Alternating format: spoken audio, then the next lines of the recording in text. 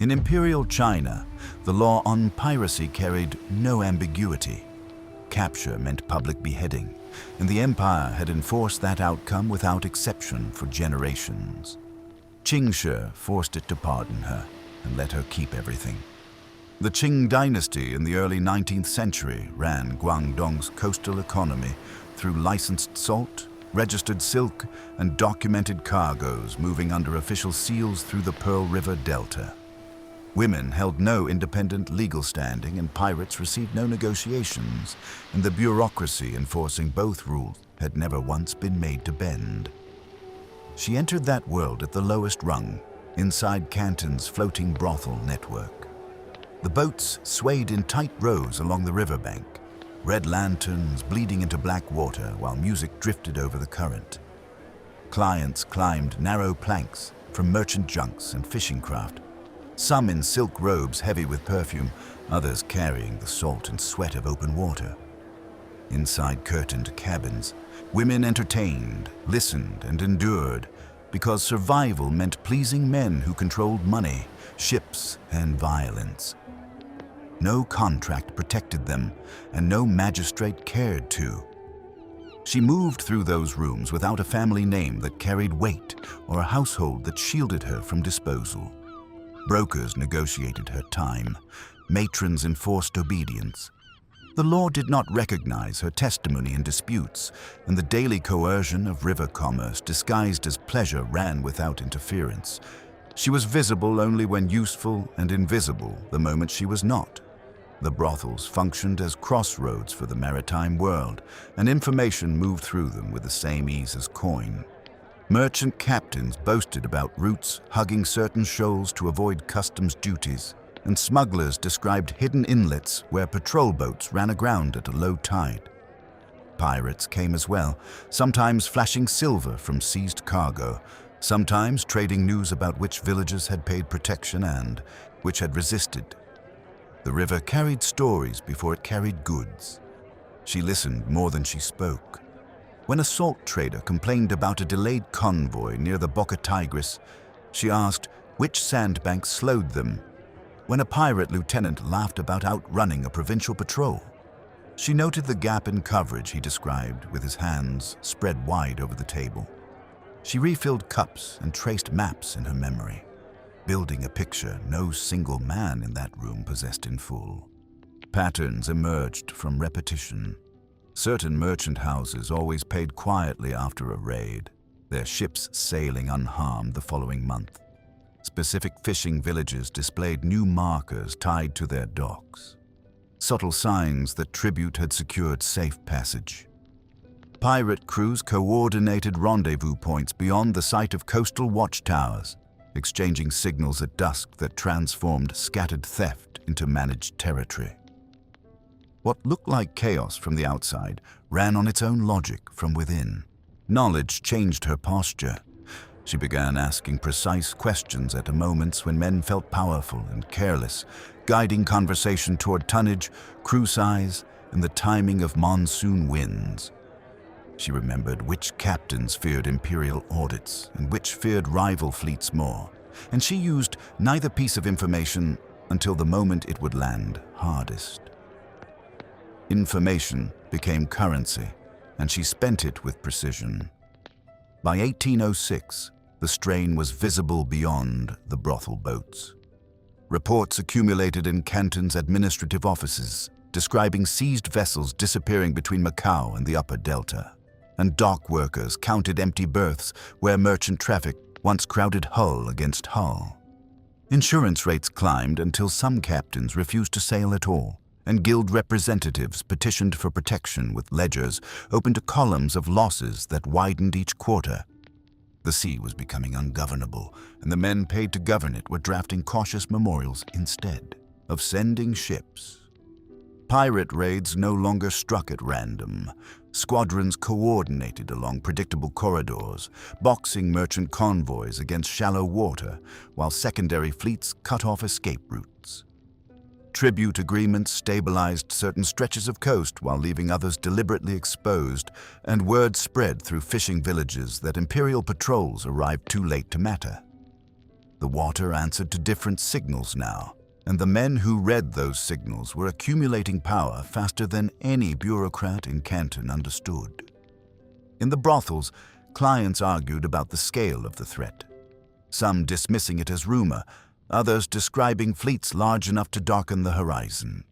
She heard both versions and measured them against the consistent rise in ransom payments and missing cargo, calculating where the gap between those two accounts was widest.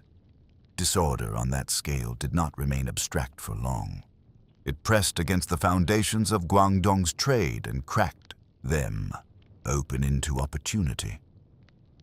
She was already positioned at the fracture point, holding more of the map than anyone who controlled her knew. Instead of clinging to individual patrons, she had cultivated relationships across rival networks, placing herself where merchant anxiety and pirate ambition overlapped. When tempers flared over unpaid protection, she diffused them with information offered at precisely the right moment, and men who arrived intending to threaten left owing her something they could not name. Vulnerability, applied with enough patience and precision, becomes its own form of leverage. The harbor continued to thin. Provincial officials debated emergency spending while the river carried fewer registered sails, and the undercurrent of pirate organization strengthened beyond the sight of anyone drafting policy in a landward office. In the widening gap between imperial authority and maritime reality, the question was no longer whether the order would break. It was who would be standing in the right place when it did. She already knew the answer. If you want more stories where power grows in the spaces systems refuse to see, subscribe and like the video. This channel follows the individuals who step into collapsing orders and reshape them under pressure, and your support keeps these deep dives coming. Among the men who moved through those lantern-lit cabins was Ching Shih, a pirate commander whose red banners already marked him as more than a raider, surviving from tide to tide. He did not arrive drunk on plunder or careless with detail, and he did not waste words on empty boasting. When merchants exaggerated profit margins or patrol weaknesses, he listened without interruption, as if weighing tonnage in his head. When he spoke of the sea, he spoke of coordination rather than chaos. She did not present herself to him as ornament or escape. During one visit, she corrected a detail he mentioned about a convoy's expected route near the Boca Tigris, quietly noting that a recent sandbar shift would force heavier salt ships closer to shore at low tide. He tested her with follow-up questions about patrol intervals and tribute arrangements along specific villages, and she answered with a precision that suggested pattern recognition rather than chance observation. By the time he stepped back onto the river that night, he understood that she saw the maritime map as clearly as any captain standing on a quarterdeck. He returned not as a customer, but as a negotiator, and the conversation shifted from transactions measured in hours to arrangements measured in power. Marriage in that world functioned as alliance, contract, and risk consolidation, and Ching Shih did not propose it lightly. He commanded ships, men, and territory, yet he operated in a landscape where intelligence moved slowly and rival captains defected quickly. She occupied a crossroads of information no flagship could replicate. She did not accept without terms. She demanded formal participation in strategic decisions rather than confinement to ceremonial status below deck. And she required a defined share of profits that reflected partnership instead of dependency. She insisted on structural protection within the fleet hierarchy, ensuring that her position would not evaporate if alliances shifted, succession was questioned. What began as proposal hardened into negotiation. When she boarded his flagship as his wife, she entered with leverage already secured. She sat in councils where tribute percentages were argued and patrol routes assigned, and she compared what she heard against the patterns she had tracked for years along the river. When rival pirate factions hesitated to coordinate, she reframed consolidation as multiplication of profit rather than surrender of pride, aligning ambition with structure. influence expanded through performance. Over the next several years, the Red Flag fleet grew not just in ships, but in coherence. Squadrons that once operated in loose competition synchronized movements across shared targets, and tribute systems along the coast tightened into predictable streams of revenue. Merchants who paid once found the arrangement enforced consistently, while those who resisted faced unified retaliation rather than isolated raids. What had looked like scattered piracy hardened into confederation. By the time 1806 strained Guangdong's trade toward collapse, she no longer observed from the margins of maritime power. She stood embedded at the center of a fleet that understood both the empire's bureaucratic rhythms and its blind spots, and her authority inside that structure had been negotiated years before any storm tested it. The fracture widening between imperial authority and coastal reality now ran directly beneath her feet, and she was no longer positioned outside it, but above it. In 1807, a typhoon tore across the South China Sea and shattered northern masts.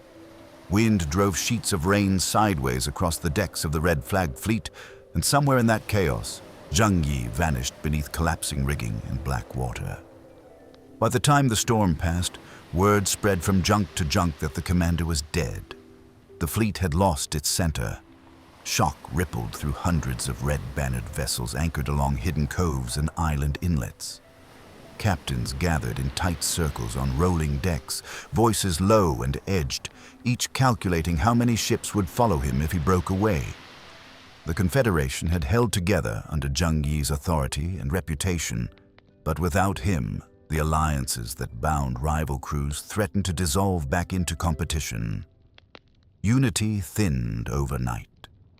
On the flagship, Ching Shih did not retreat into mourning rituals that would sideline her from decisions.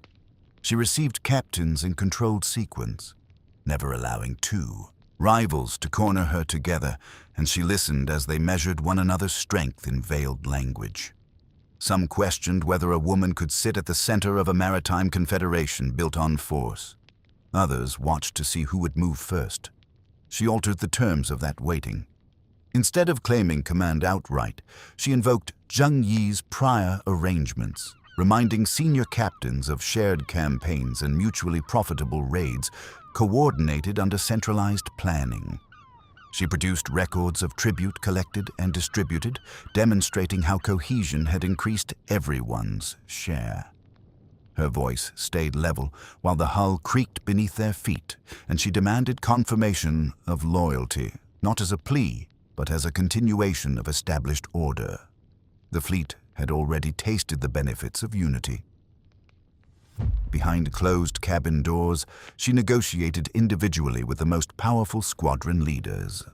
She promised stable shares of loot and preserved command over their own ships, but she required formal acknowledgement of her authority over fleet-wide strategy and external diplomacy. When one captain hesitated, she redirected tribute routes to favor his rival's territory for a single cycle, letting the numbers speak before reopening discussion. Profit answered doubt. She also moved to secure the loyalty of Chung Po Tsai, Zheng Yi's adopted son and a rising commander with influence among younger crews. Rather than treat him as a subordinate threat, she positioned him publicly at her side, reinforcing continuity while binding his ambition to her command structure. Sailors saw not a fracture, but a partnership reinforced by ritual gestures on deck and shared appearances during fleet assemblies. Perception tightened cohesion. One by one, red banners reaffirmed alignment. Formal oaths were sworn over incense and wine, blades drawn and nicked across palms before being sheathed in deliberate unison. Roughly 400 junks signaled allegiance, their flags snapping in coordinated display that transformed uncertainty into spectacle. The Confederation did not splinter. With loyalty secured, she restructured communication across the fleet, assigning specific signal codes for movement, engagement, and withdrawal, to prevent rogue action that could trigger imperial retaliation at the wrong moment. Rendezvous points were standardized, supply depots consolidated, and tribute collection mapped with precision that reduced disputes between squadrons. Captains who once operated on instinct now followed schedules. Organization replaced improvisation. Rumors of internal collapse reached coastal officials who anticipated a window to strike. Yet scouting vessels reported a different reality. The Red Flag Fleet maneuvered in coordinated formations, its ships maintaining disciplined spacing and responding to signal flags with drilled efficiency. Instead of fragmentation, observers saw expansion as smaller pirate groups petitioned to join a structure that promised protection and predictable shares. Consolidation attracted strength. Within the fleet, dissent did not disappear, but it narrowed. A captain who tested her authority by withholding agreed tribute found his access to shared intelligence cut off for a full trading cycle, leaving his ships exposed to missed opportunities while rivals prospered. He returned to compliance without open confrontation. Enforcement operated through calibrated deprivation rather than immediate violence. As 1807 turned toward 1808, the Red Flag Fleet no longer resembled a loose brotherhood of raiders. It functioned as a maritime confederation with centralized strategy, distributed command, and a leadership core that fused continuity with adaptation. Coastal villages recalculated whom they paid, and merchant convoys adjusted routes in response to predictable pirate patrol zones. The sea reorganized itself around Red Silk. Imperial authorities, expecting implosion after Zheng Yi's death, faced a stronger adversary than before. Instead of scattered targets vulnerable to suppression, they confronted a unified network capable of massing hundreds of vessels at chosen points along the Guangdong coast. What had threatened to fracture under storm now stood consolidated under deliberate control. The fleet had survived its first true test of succession. Once the fleet unified under her command, Ching Shih moved to eliminate the one threat numbers could not solve: internal disorder. Hundreds of ships meant thousands of armed men accustomed to improvisation, private bargaining, and sudden violence. Without rules, profit would fracture into rivalry, and rivalry would invite imperial exploitation. She chose to bind the fleet before it tested her limits. She summoned senior captains to a formal assembly aboard the flagship, where incense burned beside drawn blades laid flat across a lacquered table. Salt air drifted across the deck as banners snapped overhead, framing the gathering in red silk and hard light. There, she introduced a written code that specified division of loot down to exact percentages, assigning fixed shares to common sailors, captains, and a central treasury under her direct control. No plunder could bypass registration. The code extended beyond money into conduct that reached from battle formation to treatment of captives. Prisoners could not be harmed without authorization, and women taken during raids were explicitly protected from assault under penalty of execution. Desertion in battle carried mutilation. Repeated offense carried death. Every clause attached behavior to consequence with mechanical clarity. She did not invite debate over the terms. She required sworn compliance from each captain present, pressing them to acknowledge the code as binding law across their squadrons. Oaths were taken publicly, hands cut and pressed together so blood-sealed agreement under the eyes of assembled crews. Authority shifted from personality to written structure. Copies of the code circulated fleet-wide, read aloud on deck so even the illiterate heard the boundaries now governing their survival.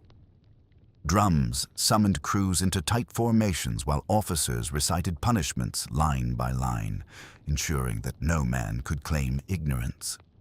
Sailors stood in rows with arms folded or hands resting on weapon, hilts measuring the cost of defiance against the certainty of enforcement.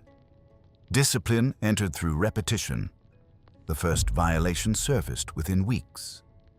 After a successful raid, a crewman concealed a portion of silver ingots before the official weighing, hoping to barter privately for favor with a rival squadron.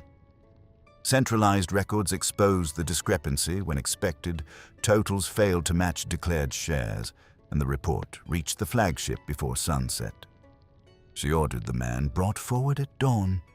He knelt on a deck with wrists bound, while captains formed a ring around him and sailors crowded rigging for a clear view.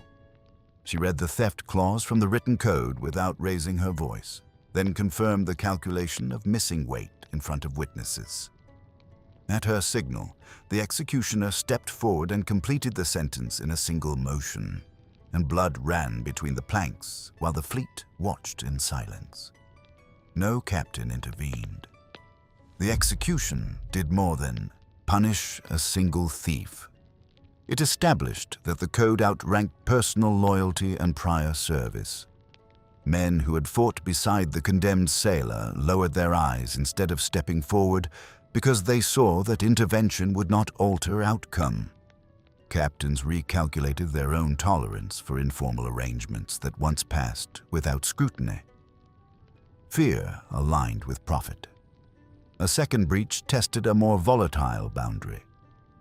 During a coastal raid, a pirate assaulted a female captive in defiance of explicit prohibition, assuming distance from the flagship would shield him.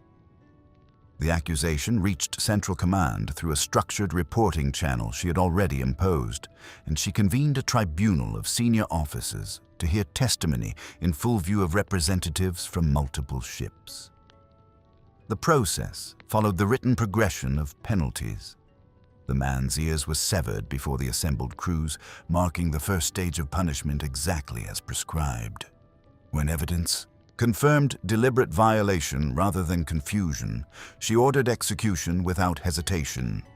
The body was displayed briefly before burial at sea, reinforcing that protection clauses carried equal weight to financial ones.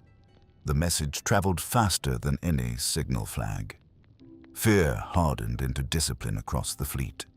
Crews lined up for inspections of captured goods without open complaint, and disputes over shares diminished as transparent accounting replaced whispered accusation. Villages that paid protection found agreements honored consistently, which strengthened the fleet's reputation for predictable enforcement rather than uncontrolled brutality. Order increased intake. The Central Treasury grew under her supervision, accumulating reserves that funded hull repairs, powder purchases, and coordinated campaigns requiring multiple squadrons to operate in precise sequence. Captains who once pursued isolated targets now participated in larger operations planned around shared intelligence and synchronized timing. Structure multiplied scale. Success validated severity. Not every veteran accepted the transformation quietly.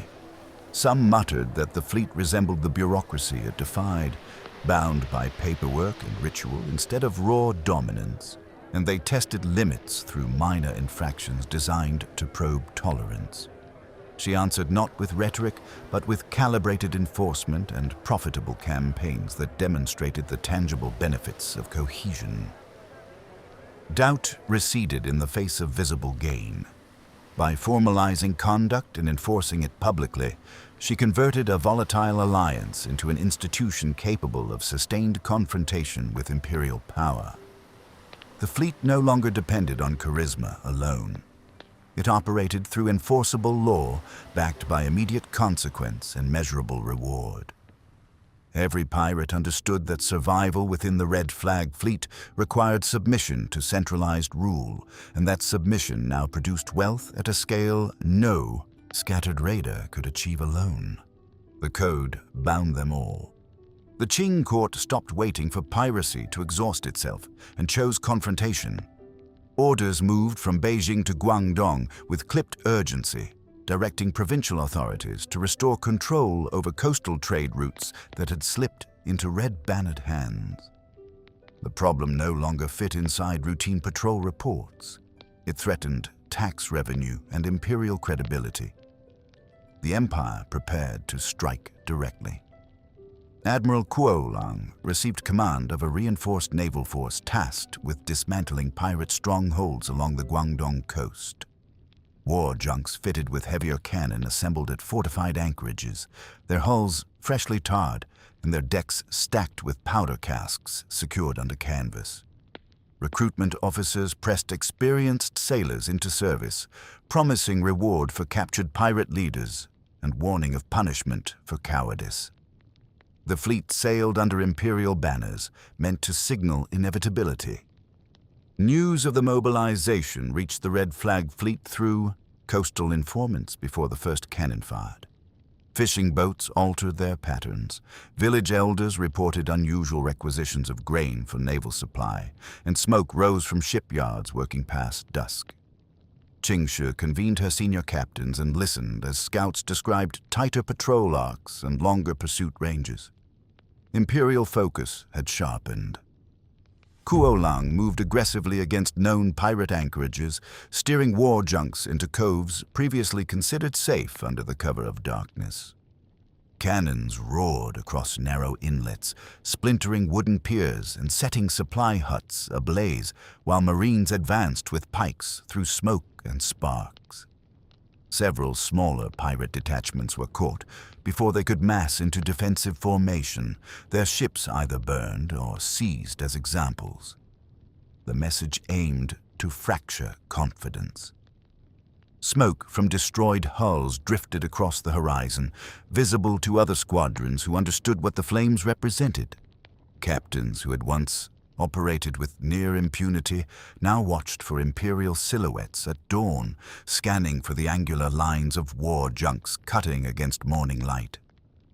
Routine movements required escort and coordination, slowing raids that once unfolded with fluid speed. Pressure replaced momentum. Ching Shih responded by tightening internal communication, redistributing ships to avoid predictable concentrations that could be targeted by concentrated artillery. She ordered rapid relocation of supply caches from exposed coves to deeper island networks and shortened the duration of coastal stays to reduce vulnerability to surprise assault. Drums and signal flags relayed new engagement protocols that emphasized dispersal and sudden reassembly. Adaptation bought time. The Qing escalated further by targeting geography itself. Artillery batteries rose along the Boca Tigris Strait, the narrow passage controlling access between the open sea and the Pearl River Delta's commercial heart. Engineers reinforced shoreline positions with earthworks and timber bracing, aligning cannon to create overlapping fields of fire that threatened any concentrated pirate movement. The choke point narrowed options. Merchant convoys resumed cautious movement under the shadow of these batteries, believing imperial guns could shield them through the strait. Provincial officials issued proclamations promising renewed protection, and some coastal communities reconsidered their tribute arrangements in light of visible state presence. Confidence in imperial recovery flickered. The balance wavered. For the Red Flag Fleet, the artillery installations imposed strategic constraint. Large formations risked entrapment under sustained cannon fire if they attempted to force passage, yet smaller groups faced isolation and potential defeat in detail. Supply lines that depended on fluid movement through the delta now required complex timing to avoid overlapping patrol routes and shore-based guns. Space compressed around them. Ching Shih convened councils aboard moving ships rather than anchored flagships, keeping decision-making mobile as circumstances shifted.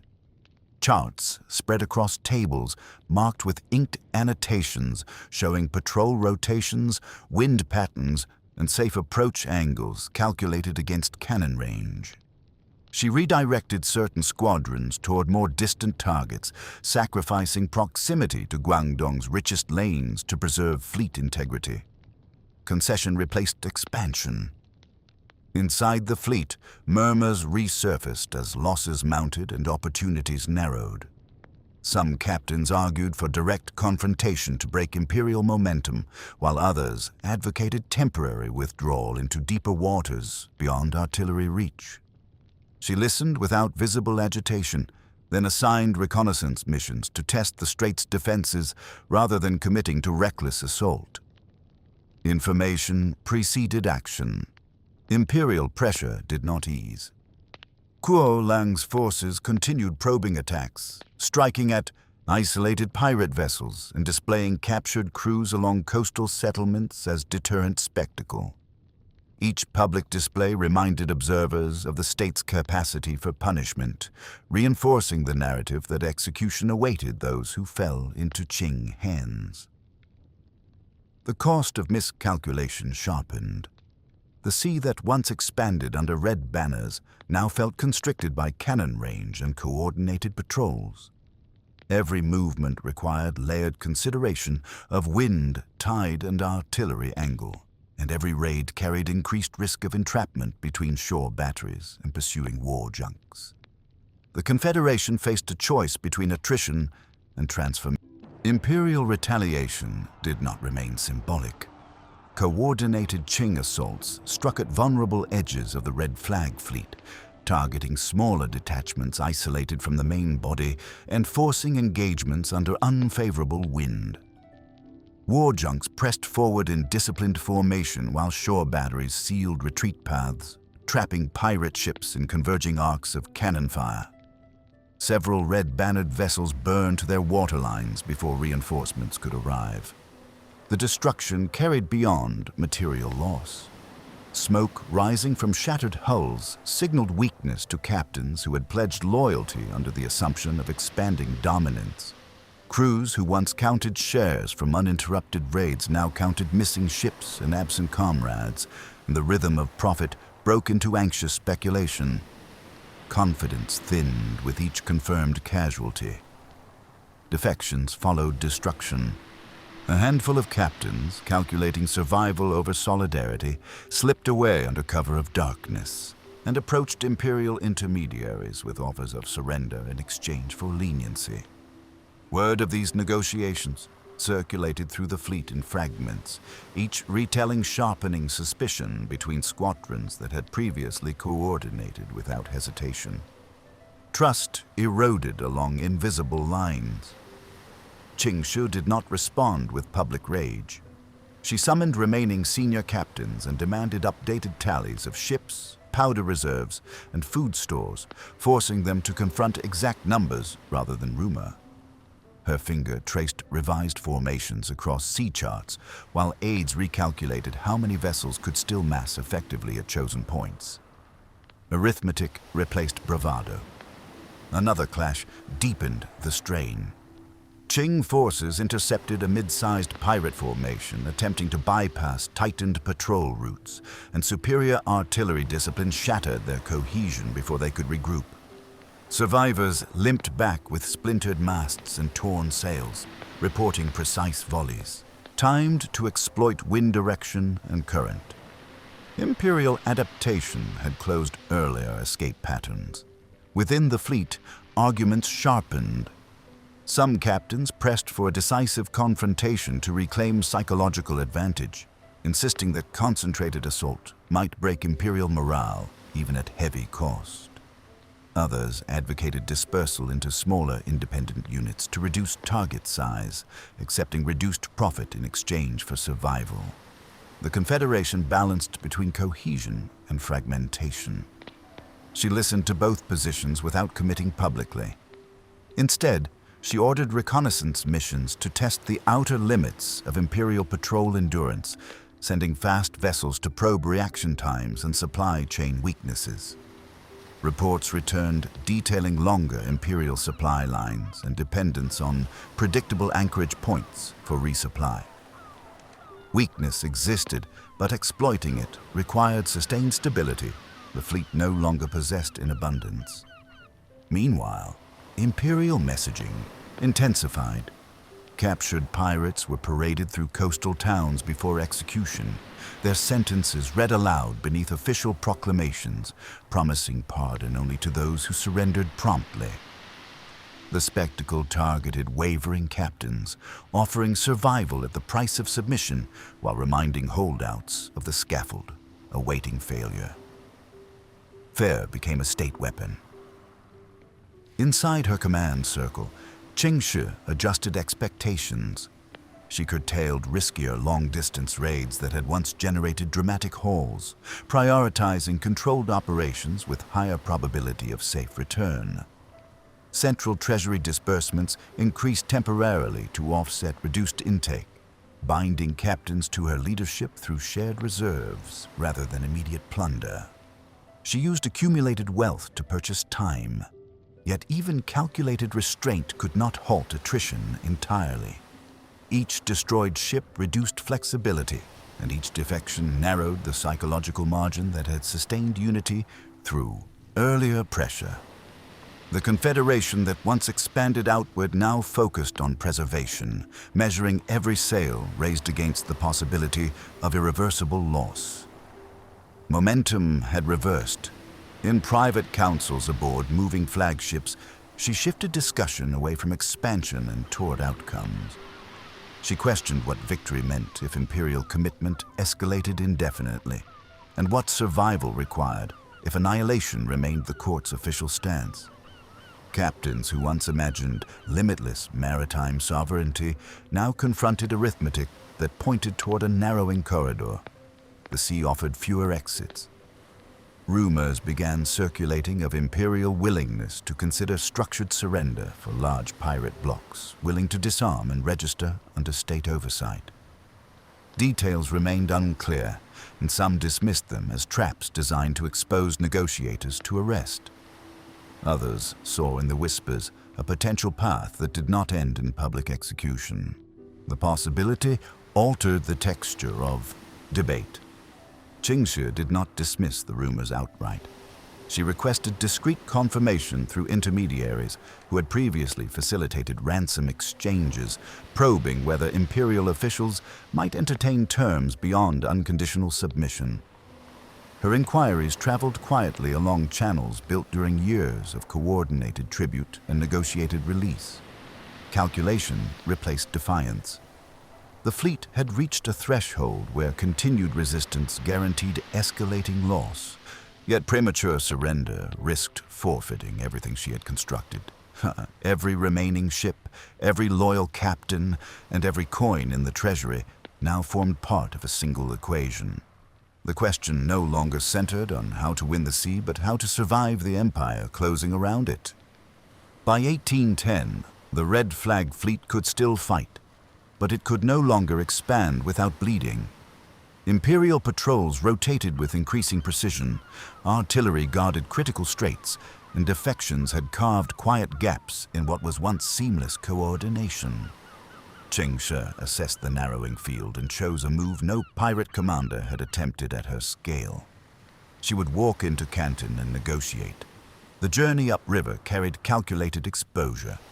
Instead of advancing at the head of a war formation, she traveled under controlled escort, signaling restraint rather than defiance as her vessel approached the administrative heart of Guangdong. Dock workers and merchants paused to stare as red-bannered representatives disembarked within sight of imperial buildings where sentencing records once guaranteed pirate execution. Every step onto the quay carried the weight of precedent. Inside the Qing administrative headquarters, officials received her not as a supplicant, but as a problem that refused to disappear through force alone. The room smelled of ink and lacquered wood. Clerks positioned behind desks stacked with case files detailing years of maritime disruption. Guards stood within reach, hands resting near sword hilts, prepared to act if negotiation collapsed into arrest. The risk of immediate execution remained real. She did not kneel in extended ritual beyond what protocol demanded. Instead, she presented terms shaped by arithmetic rather than apology, demanding immunity for herself, formal pardons for the fleet's rank and file, and permission to retain accumulated wealth. She framed the alternative plainly through numbers, referencing the scale of ships and personnel still under her influence and the ongoing cost to the province of sustained naval deployment. Her voice remained level. Officials countered with conditional surrender language, testing whether the fleet would disarm unconditionally in exchange for leniency. She adjusted posture, but not demand, emphasizing that structured incorporation would stabilize trade faster than continued confrontation, and that her centralized command made mass compliance achievable if granted credible guarantees. She offered order in place of chaos. Behind the formal exchange, calculation unfolded on both sides. Provincial authorities weighed treasury strain, merchant pressure, and the difficulty of eradicating thousands of coordinated pirates spread across complex coastal geography. They also measured the optics of granting terms to a woman who had defied imperial authority at scale. Precedent pressed against pragmatism, negotiations extended beyond a single meeting. Intermediaries carried drafts between offices, while her representatives relayed conditions back to waiting captains, ensuring alignment before committing to irreversible concession. She maintained visible composure in public corridors, while privately adjusting clauses to secure protections that would prevent post-surrender reprisals. Precision governed each revision. At last, agreement crystallized. The Qing state consented to a structured amnesty registering approximately 17,000 pirates under imperial pardon, allowing many to enter official service or return to civilian life without facing execution. Crucially, the terms permitted retention of personal wealth accumulated before surrender, transforming plunder into protected property. The empire chose absorption over annihilation. Signatures affixed to documents did what cannon fire had not. Red flag captains received formal recognition as individuals under state authority, rather than fugitives marked solely for death, and the immediate threat of mass execution receded. Imperial officials secured disarmament and the reopening of stabilized trade corridors without committing to endless coastal warfare. Both sides recalibrated power through ink instead of steel. When news reached the fleet, ships that had braced for final confrontation lowered, banners in coordinated sequence. Weapons were catalogued rather than raised, and crews prepared to transition into sanctioned roles defined by the agreement's language. The confederation that once challenged imperial control shifted into negotiated existence within it. Ching Shih left the administrative compound alive and unshackled, carrying documents that converted outlaw dominance into recognized security. The gamble had exposed her to immediate death inside the empire's own headquarters, yet the outcome secured survival not just for herself, but for thousands who had followed her command. The empire had conceded negotiation. The red flag fleet did not vanish in fire. It dissolved through paperwork and oath. Following the signed amnesty, captains reported to designated ports where imperial clerks recorded their names, crew numbers, and former affiliations under official registers. Weapons were surrendered in organized batches, stacked in neat piles on the docks that had once feared their approach. The transition unfolded under watchful eyes rather than raised cannon. Several senior captains accepted minor naval commissions within the Qing structure, exchanging outlaw command for sanctioned rank and modest stipends. They now patrolled the same waters they once dominated, this time under imperial flags and within defined jurisdictional limits. Others returned to fishing villages or small trading ventures, reintegrating into civilian life with wealth that would have guaranteed execution months earlier. Integration replaced pursuit. The absorption tested discipline in a different form. Former pirates, accustomed to autonomous decision-making, now answered to bureaucratic superiors and formal chains of command, and not all adapted smoothly to constraint. Isolated incidents of non-compliance surfaced, but imperial oversight responded swiftly, reinforcing that amnesty did not equal autonomy. Authority narrowed into regulated survival. Ching Shih did not seek ceremonial office within the state apparatus. She withdrew from direct maritime command once disarmament concluded, ensuring that compliance across the fleet preceded her own transition. By sequencing collective surrender before personal retreat, she prevented fragmentation that might have invited selective punishment. Order carried through to the end. Before we close this chapter, take a moment to subscribe and like the video if you value stories where power is negotiated rather than inherited. This channel examines how individuals navigate systems designed to exclude them and force outcomes that reshape entire structures. Your support allows these deep explorations to continue. Now back to the final turn of her story. In Canton, she invested accumulated wealth into a licensed gambling house operating under official protection. The establishment attracted merchants, officials, and former sailors who understood the scale of what she had once commanded, yet now interacted with her within civilian norms. Lantern light and counting tables replaced signal flags and war councils, but calculation still governed the room. Risk had changed form. Imperial authorities monitored her activities without overt hostility, aware that reopening past charges would destabilize the fragile peace they had negotiated. She complied with local regulations, paid required fees, and maintained distance from former captains serving in official posts. Stability suited both sides. The agreement held. Maritime trade across Guangdong gradually stabilized as imperial banners returned to contested waters and convoy systems resumed predictable routes.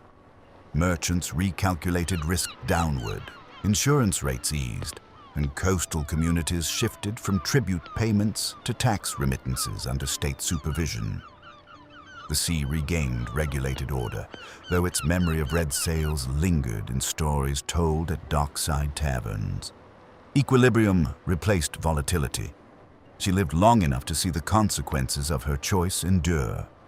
No arrest warrant resurfaced. No sudden reversal dragged her to a scaffold to satisfy delayed vengeance. In 1844, she died peacefully in Canton, not as a fugitive awaiting capture, but as a protected civilian whose wealth remained intact. Survival became her final victory.